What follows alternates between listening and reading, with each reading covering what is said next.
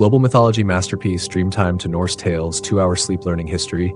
Breathe in, 2, 3, 4, hold, and exhale 2, 3, 4, 5, 6. Again in slowly 2, 3, 4. Your shoulders are soft, heavy, melting. Your jaw is loose, relaxed, peaceful. Today drifts away, all thoughts dissolving into silence. Here is your full text repeated exactly as you wrote it, with no edits, no additions, no omissions. As you rest tonight, your mind gently organizes everything you already know about the sacred stories of humanity. Stories from every continent, every ancient people, the myths that shaped human consciousness, effortlessly, naturally. Your understanding deepens without effort.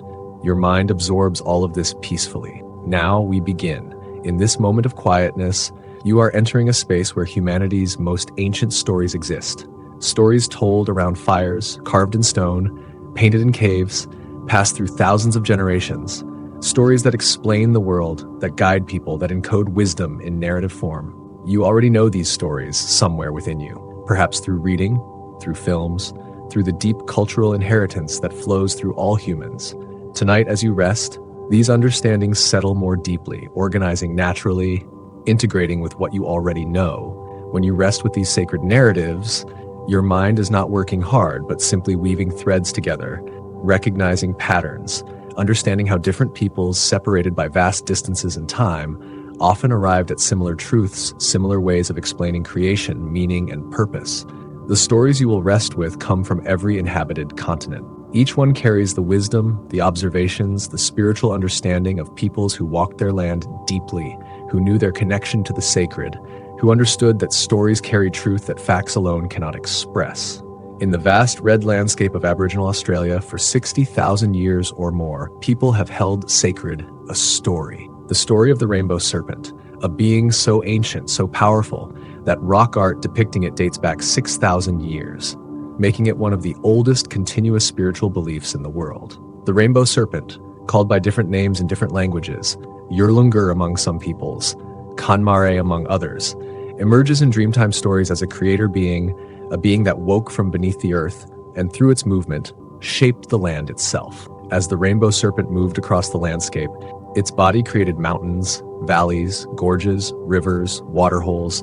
The movement of this being literally shaped the geography of Australia. Each curve of its body, each resting place left permanent marks on the land, marks that Aboriginal peoples recognize and honor to this day. The rainbow serpent is a giver of life, associated with water, with rain, with the life-giving nourishment that water brings to the dry Australian landscape. Yet it is also a being that must be respected, feared, honored, because when angered, when disturbed, it can bring destruction, droughts, floods, cyclones. The power to unmake is as present as the power to make. Your mind is gently absorbing this, understanding that creation myths are not simple, but contain both creative and destructive power, that balance and respect are essential in relationship with forces larger than humans. And now, gently, we experience this story anew. Imagine that the earth is not dead stone, but alive, conscious, feeling. And imagine that this consciousness, this living presence, was once visible, moving, actively shaping itself. The rainbow serpent is this earth consciousness made manifest, made visible in form. The undulating curves of the serpent's body are not separate from the land, but are the land, are the earth expressing itself, are the creative force that brought form from formlessness. When you see a rainbow in the sky, Aboriginal peoples know this is the serpent traveling between water holes, keeping water flowing, maintaining life. The serpent is not distant, not confined to myth, but present, active, still moving, still caring for the land. The rainbow serpent is often described as female, a creative mother, a womb-like source from which all emerges. This feminine association with creation, with water, with the cycles of fertility, connects to profound understanding about the nature of creation itself. Your understanding deepens, recognizing that in Aboriginal storytelling, the land is not merely landscape, but character, has agency, has consciousness. This is not poetry alone, but a different way of knowing, that modern science is only beginning to understand. Aboriginal peoples still practice ceremonies honoring the rainbow serpent. They perform rituals at waterholes, making offerings, speaking respectfully, teaching the young the song lines, the paths across country that encode the serpent's journey. When you walk these song lines, you are walking through living story, through geography made sacred through narrative. In your own life, when you encounter natural phenomena, when you see a rainbow, when you witness water flowing, You might pause and remember this ancient knowing that the earth is alive, conscious, worthy of respect. That in Aboriginal storytelling, 50,000 years of continuous culture, we see how humans can live sustainably, balanced, in harmony with the land that sustains them. The Rainbow Serpent story shows how creation is not a single moment in the past, but ongoing, continuous. The serpent still shapes the land, still moves between waterholes, still guides the seasons. The story is not finished, it is always happening. Your understanding resonates, recognizing that this ancient Aboriginal knowledge, this way of being in relationship with the earth, speaks to something your soul already knows. A deeper truth about interconnection, about belonging, about the consciousness of the living world. Among the native peoples of the Pacific Northwest, from the lands of the Tlingit, the Haida, the Tsimshian, there is a powerful story, the story of Raven, a being both creator and trickster, both generous and selfish, both sacred and mischievous.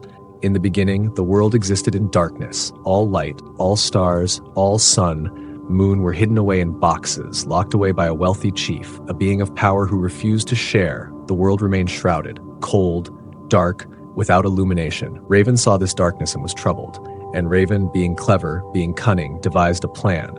He transformed himself into a tiny pine needle. This needle fell into the water cup of the chief's daughter. When she drank the water, she unknowingly swallowed Raven. The daughter became pregnant, and when she gave birth, it was to a baby, a human child, who was actually Raven in human form. The chief, charmed by his grandson, gave the baby gifts, trinkets to play with, and eventually the box containing the stars. The baby, Raven in disguise, cried and played with the box. And when it opened, Raven released the stars, scattering them across the night sky, through cleverness, through tricks, through disruption. Raven brought light to the world, released the sun, the moon, transformed darkness into illumination. Your mind is gently absorbing this, understanding that in Native American mythology, the trickster, the rule breaker, the one who operates outside society's laws, this being is essential. Without tricksters, without disruption, progress stops. The world remains frozen in darkness. And as you rest, sense this understanding anew. Raven is like the part of yourself that knows when rules must be broken, when societal norms must be disrupted for the greater good, when cleverness matters more than raw power, when wisdom shows itself through trickster energy. The darkness in the story is not merely absence of light, but stagnation. The state where those with power hoard, where nothing changes, where the world is frozen in service to one being's control. Raven represents movement, change, the refusal to accept things as they are. The transformation of Raven into a pine needle, then into a baby, then back into a being of power, shows that Raven can move between forms, between worlds, between the rules of one reality and another. This fluidity, this refusal to be locked into one form, is Raven's power. When Raven releases the stars, the sun, the moon, the action is both theft and gift, disruptive and creative. The same action that steals also liberates. This paradox, this duality, is central to understanding Raven and to understanding the nature of transformation itself. Your understanding integrates this, recognizing that breaking rules, disrupting the status quo, taking what is not freely given, these actions can be dangerous, but they can also be essential, heroic, transformative. In your own life, you may know the energy of Raven, when you have had to break a rule, cross a boundary, disrupt the comfortable in service of something truer, more just, when you have used cleverness and wit to overcome a more powerful opponent, when you have refused to accept things as they were. The Raven stories of the Northwest teach that creativity often comes from the margins, from those willing to operate outside convention, from troublemakers, dreamers, artists, visionaries. The creator of light is not a rule follower, but a trickster, not because tricks are bad, but because transformation often requires them. Native peoples across North America honor Raven in different ways. The Lakota know Kongi the Crow as a messenger, bringing news from the spirit world. In the Arctic, Raven is the shaper of landforms, mountains rising where Raven walks. The forms vary, but the theme of Raven as transformer, as bringer of light and knowledge, remains consistent. Your understanding deepens, recognizing that trickster energy, though often labeled negative, is essential. Without it, humans become too rigid, too bound by rules, too willing to accept darkness. Raven reminds us that change, that light, that progress, sometimes requires us to be clever, even cunning, in service of a greater good. In the Popol Vuh, the sacred text of the Quiche Maya, there is a story of brothers, the hero twins, Hunahpu and Xbalanque. These beings existed before humans. in a mythological time when different forces were still determining how creation would unfold. The ancestors of the hero twins, their father and uncle, were called to the underworld, to Xibalba, to play a sacred ball game. The Xibalban lords, keepers of death, powerful and ancient, issued the invitation, and the brothers, not knowing the danger, accepted. But the ball game was a trap, a trial designed to kill. The brothers were defeated, put to death. Their father's head was placed in a calabash tree, a sacred tree that bore fruit like human heads. And from this tree, a daughter of one of the lords, passing by, was impregnated by his spittle. Her belly swelled with the hero twins who would be born to avenge their father. When the hero twins came of age, they too were called to play the ball game to face the same trials. But these twins were different. They possessed magic. They knew tricks. They understood the nature of Xibalba and its laws. Each trial, each deadly house, they navigated with cleverness, with understanding. The hero twins faced the dark house, where darkness was absolute, the rattling house where bones shattered against walls, the cold house, the jaguar house, the fire house, the bat house. Each deadly trial they survived through wit and magic, through their understanding of transformation, of death and resurrection. Your mind is absorbing this, understanding that in Mayan thought, death and life were not separate, but cycles in eternal transformation. That wisdom, cleverness, magic, these allowed one to navigate between worlds, to transform, to transcend, and gently now sense this story afresh. The ball game is like the game of life itself, a contest between forces, between different levels of consciousness. The underworld is like the unconscious mind. Xibalba is like the realm of fears, obstacles, trials that must be faced. The hero twins are like the part of yourself that knows you must enter these deep places, face your fears, navigate the darkness. The first twins, the father and uncle, represent the self that is not yet ready, the self that fails these trials, but their sacrifice, their failure, makes possible the next generation. The hero twins born from the father's death represent the self that has learned, that carries the wisdom of previous failures, that can navigate the same territory more skillfully. The magical tricks of the hero twins, their ability to dismember and reassemble themselves, to transform, to resurrect, these represent the power of consciousness to transcend physical limitations. The understanding that death and rebirth are natural cycles, that struggle can lead to transformation. The ball game itself is not just a game, but a metaphor for the eternal cycle of day and night, life and death, growth and dissolution. The hero twins ultimately ascend to become the sun and moon, showing that through navigating the underworld, through facing death, they transcend to celestial existence. Your understanding deepens, recognizing that the hero twins' story speaks to the eternal human journey, the necessity of descending into darkness to find transformation, the cyclical nature of existence. When you face your own difficult trials, when you enter into periods of darkness or struggle, when you feel that you are in Xibalba, the underworld of depression, grief, challenge, the hero twins are with you, reminding you that this journey is not final, that transformation is possible. The Mayan understanding that death and life cycle eternally, that from death comes rebirth. This understanding is reflected in all natural cycles. The seasons turn, winter comes, and always spring returns. This is not just poetry, but a description of how reality actually works. The ball game remains important in modern Mexican and Central American culture. Physical ball games are played, but they carry the memory, the echo of the sacred mythological game. When young people play, they are participants in tradition that stretches back to the dawn of Mayan civilization. Your understanding integrates this. You recognize that the Mayan hero journey, the navigation of the underworld, the transformation into sun and moon, these are not only mythical but descriptions of processes happening within you. When you transform, when you navigate difficulty, when you emerge renewed, you are embodying the hero twins, continuing their eternal journey. In the mythology of the Norse peoples, there exists a vision of cosmic structure, an immense ash tree called Yggdrasil, which means Odin's horse. This tree is not merely a tree, but the foundation of all reality, the organizing principle of the universe. Yggdrasil is so vast that its branches spread across all the heavens. Its trunk stands at the center of existence. And from it, three great roots extend downward, deep into different realms, into Asgard where the gods dwell, into the realm of the giants, into Niflheim, the world of ice and mist. Around the roots and trunk of Yggdrasil, 9 realms are arranged. Asgard, home of the gods. Midgard, the middle world, where humans dwell. Muspelheim, the realm of fire. Niflheim, the realm of ice. Jotunheim, the realm of giants. Vanaheim, home of the Vanir gods. Svartalfheim, realm of dark elves. Alfheim, realm of light elves, and Hell, the realm of the dead. Within Yggdrasil live numerous creatures. A great eagle sits in the highest branches, an evil serpent named Nidhogg gnaws constantly at the roots below. A squirrel named Ratatoskr runs between the eagle and serpent, carrying messages, creating conflict. 4 stags nibble at the leaves and branches. The tree is vital, living, and vulnerable. The well-being of the entire cosmos most depends on the well-being of Yggdrasil. When the tree trembles, it signals Ragnarok, the twilight of the gods, the destruction and renewal of the universe. The cosmos is not eternal, but cyclical. Your mind is gently absorbing this, understanding that the Norse imagined the universe as an interconnected whole, as a living system where all beings and realms are connected through the great tree, where balance and relationship are essential. And as deeper sleep approaches, sense this understanding anew. Yggdrasil is like your own nervous system, your own being, vast and complex, connecting different levels of consciousness.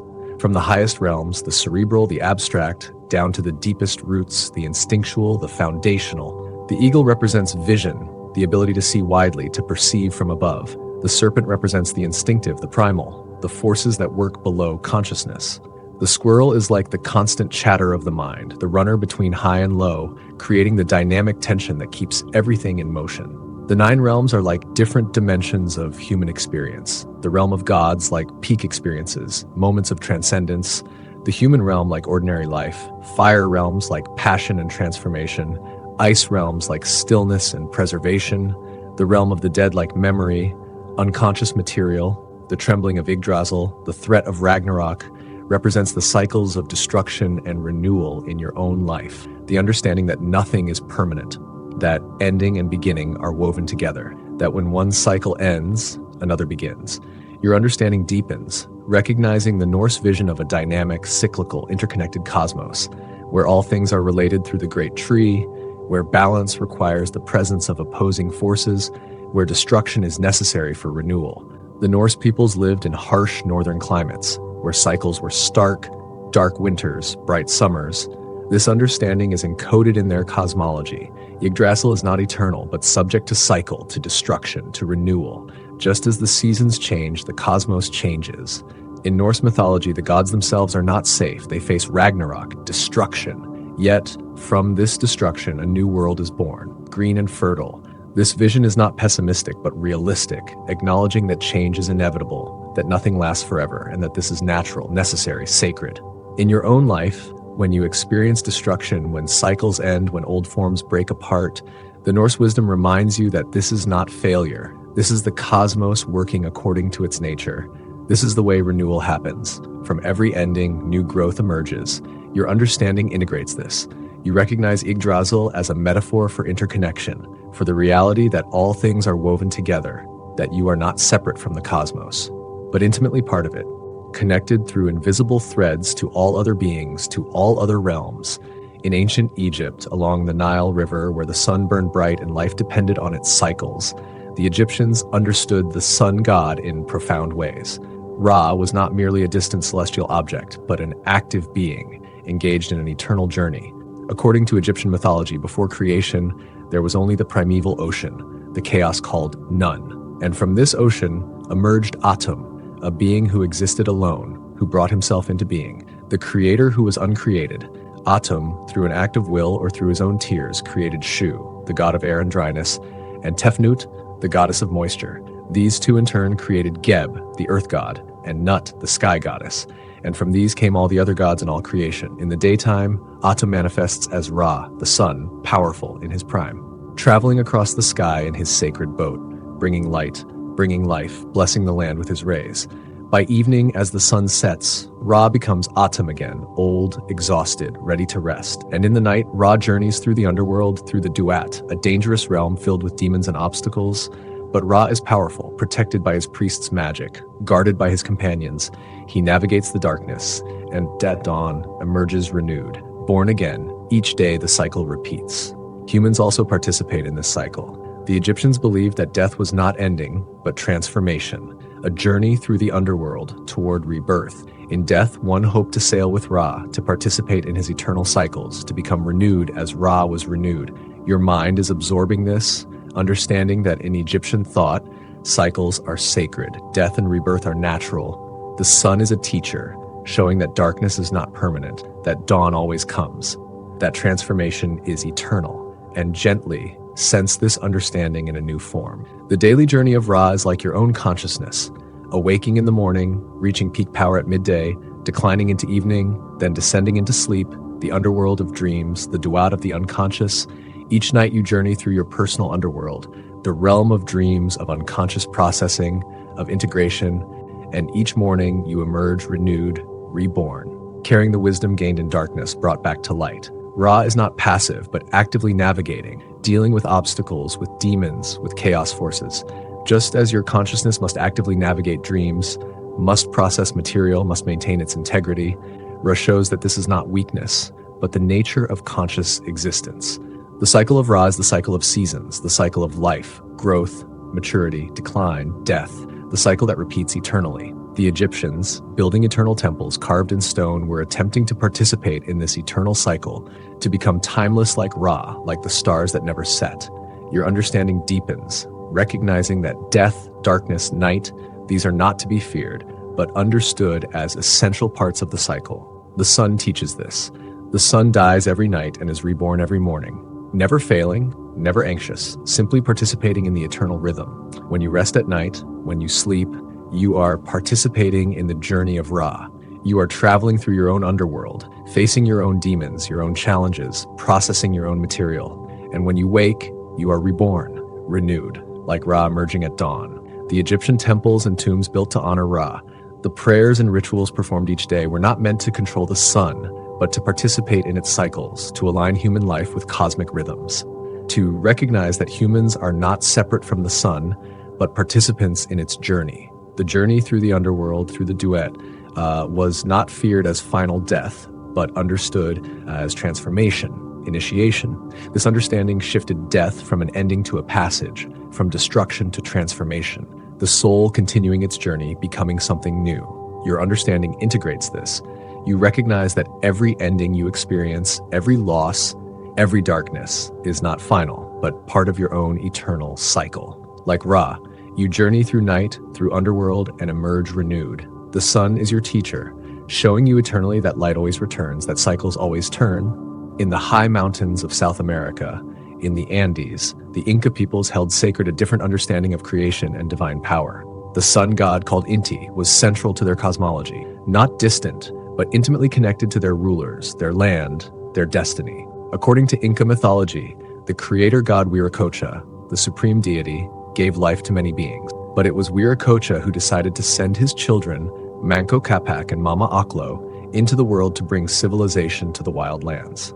These divine children, Manco Capac and Mama Oclo, emerged from the sacred lake Titicaca, transformed from water into human form. Sent by Wiracocha with a sacred mission, they were given a golden rod, a staff that would indicate where the Inca should establish their capital. The divine couple journeyed through the mountains, testing the earth with their sacred rod.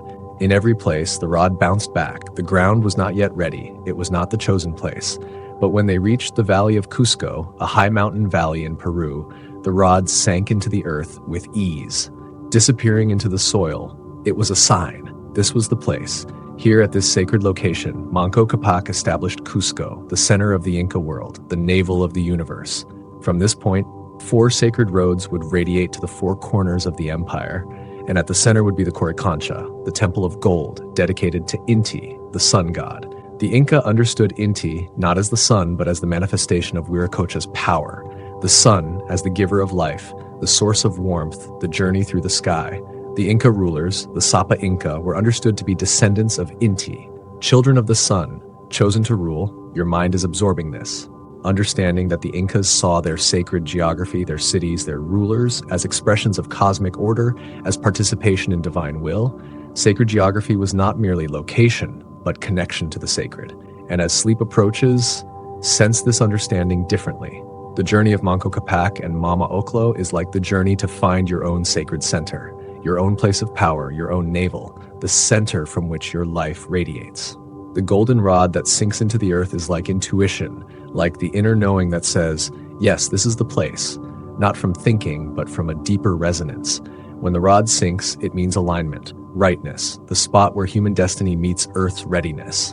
The four roads radiating from Cusco are like the four directions, the four dimensions of existence: north, south, east, west, or mind, emotion, body, spirit. From the center, from the sacred place, all directions are possible. All energies flow. Lake Titicaca, where Manco Capac and Mama Aklo emerged, is at the highest navigable point between earth and sky, between the material and the divine.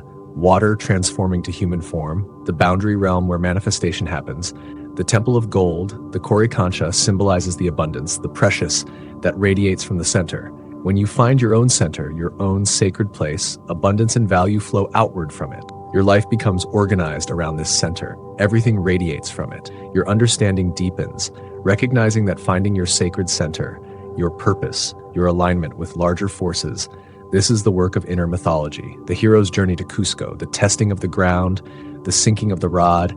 These are inner processes made visible. In your own life, you too are seeking your own Cusco, your own center, where your genius, your purpose, your deepest gifts can emerge and flourish. Many false centers might tempt you, and the rod will bounce back. But somewhere, there is a place where the rod sinks, where you feel deep alignment. The Inca understood that the center is not random, but that the land itself has a readiness, a place that calls you. The golden rod, your intuition, your deeper knowing, will recognize it. When you find this place, this center, your whole life reorganizes around it. Energy flows more efficiently. Purpose becomes clear.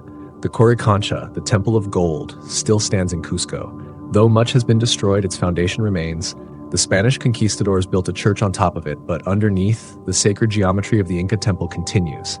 This speaks to the power of sacred centers. They cannot truly be destroyed, only transformed, only covered. The sacred persists. Your understanding integrates this. You recognize that finding your own Cusco, your own center, is one of the deepest quests of human life. The Inca story shows that this is not random, but a sacred act, a journey guided by the divine. The rod is within you, your intuition, your deeper knowing, guiding you toward your own sacred ground. And now, as this journey through the world's sacred stories comes to a gentle close, let all of these understandings settle into the deepest parts of your mind. You have rested with the rainbow serpent, the ancient Aboriginal dreaming, a being that created the land, that still moves between waterholes, keeping them flowing.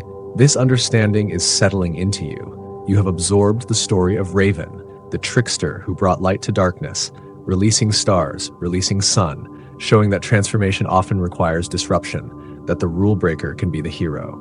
This knowing is integrating. You have witnessed the hero twins descending into Xibalba, navigating the underworld, facing death and resurrection, understanding that cycles turn, that from death comes rebirth. This ancient Mayan wisdom is settling into you naturally. You have contemplated Yggdrasil, the great tree at the center of all existence. 9 realms radiating from it, all things connected, all cycles eternal. This Norse vision of interconnection is becoming part of how you understand existence. You have journeyed with Ra through the daytime sky and into the underworld night, understanding that death and rebirth are eternal cycles, that each darkness is followed by dawn. The Egyptian teaching of eternal return is settling into your knowing. You have explored sacred Cusco, the center of the Inca world, where Manco Capac and Mama Aklo found their sacred ground, understanding that you too have a center, a purpose, a place where you belong. This Andean wisdom is integrating from Aboriginal Australia to the Pacific Northwest, from Mesoamerica to Northern Europe, from the Mediterranean to the high Andes. The sacred stories of humanity are settling into you, each one teaching, each one complementary, each one revealing different facets of universal truths. All of this, the wisdom of countless peoples, countless generations, is organizing in your mind, weaving together, creating a tapestry of human understanding. Your brain is integrating this naturally, effortlessly, strengthening connections, making this knowledge part of your lasting being. Thank yourself for giving your mind this quiet learning space, for opening yourself to the voices of ancestors, for honoring the mythologies that shaped human consciousness, for being willing to hold these sacred stories. Set an intention as you drift toward deeper sleep. Tomorrow, these insights will flow into your awareness when needed. A symbol will remind you, a story will surface, a feeling will guide you, and you will recognize the presence of these ancient teachings, living in you, shaping you, connecting you to all of humanity. Your breath is slow, steady, deep. Your muscles are completely relaxed. Your mind is peaceful, quiet, open. You are safe, held by the knowledge that you are part of an unbroken human lineage, connected through story, through myth, through sacred narrative to all who came before. As you drift now into deep sleep, into the realm where dreams and memory merge, know that these stories continue their work in you, organizing, integrating, strengthening. Your mind is absorbing all of this, effortlessly, naturally, gently. Sleep now, deeply, peacefully. Let yourself be held by the rainbow serpent, by Raven's light, by the hero twins, by Yggdrasil's branches, by Ra's eternal journey, by the sacred center of Cusco. Let yourself be held by all the world's mythologies, all its wisdom, all its sacred truths. Your understanding is complete, your learning is done, now only rest remains, soft, deep, restorative rest.